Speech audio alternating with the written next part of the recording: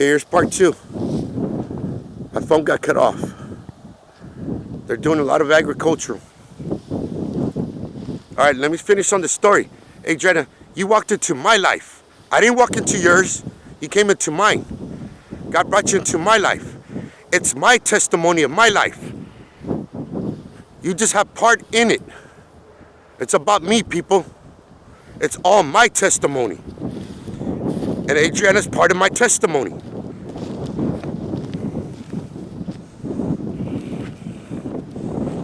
And there's a lot of other stuff about my life that's testimonial. It's just Adriana happened to have stepped in this part of my life, in this chapter of my life. A big old bundle of hell. It's good. It's heavy. A lot of cows gonna eat this stuff.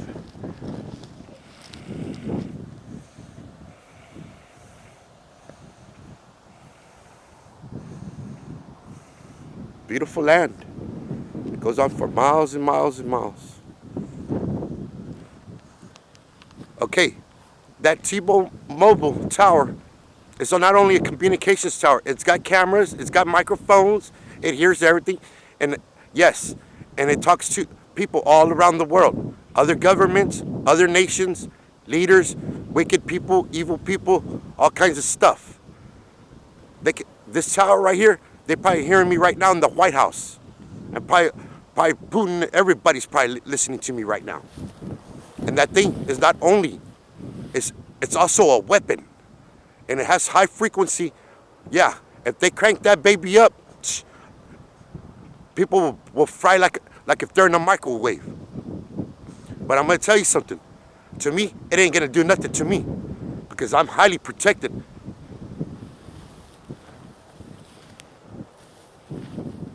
Who knows? They probably have cranked it up to try to kill everybody here. But I'm here. Protecting a lot of people in prayer. And they know it. Just like I protected you that day, Adriana. Those two F-18s. Those two F-18s.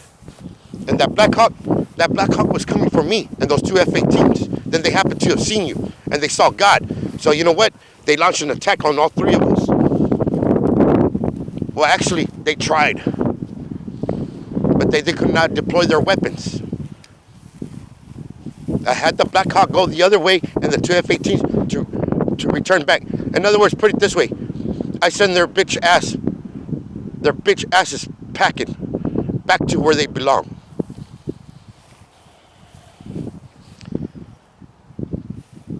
This is just to bring you into remembrance, Adriana. And look, people, you need to know why I'm the way I am. If you had stuff like that deployed on you, you'd understand if you were in my shoes. But since you're not in our shoes, mine and her, Adriana's, you don't understand. So I'm telling everybody, this is a testimony of my life. It's about me and then Adriana. She only had part of it and still does. But there's more about it, about me, than y'all even know. But you know what, man? I'm going to tell you something. When I think on it, I get upset because of what they did. But number two, hey, I'm glad it happened. You know why? Because God could show the power of what he did that day that's inside of me. And not only that, him controlling it all. And me being in control of what he tells me to be in control of. So I'm telling you now, Adriana, you remember all this. And don't you ever forget it. Don't you ever forget me. Look, I'm not what they say that I am. I'm a great man of God, a great prophet of God. And yes, everything that God says about me in the future, yeah, I am the king of the nations. And I will rule them with a rod of iron. Just like I did that day. And matter of fact, I'm doing it now. But you just don't see a crown on my head. I'm number 2. A king doesn't have to be always wearing a crown on his head to be a king. Kings take it off. Just because he doesn't have it on him doesn't mean he's not a king. He's still a king. You think King David and all the other kings walked around in the Bible What? Everywhere. What, crowns on their head all the time, 24/7? No, they took it off. There was times they didn't wear them, but he's still king. That that person's still that king, and that name God gave him. So you know what? Yeah, I'm King Trinidad, and I'm not King David and all the other kings in the Bible. I'm king. I'm that king. He speaks in Revelation, and I'm real.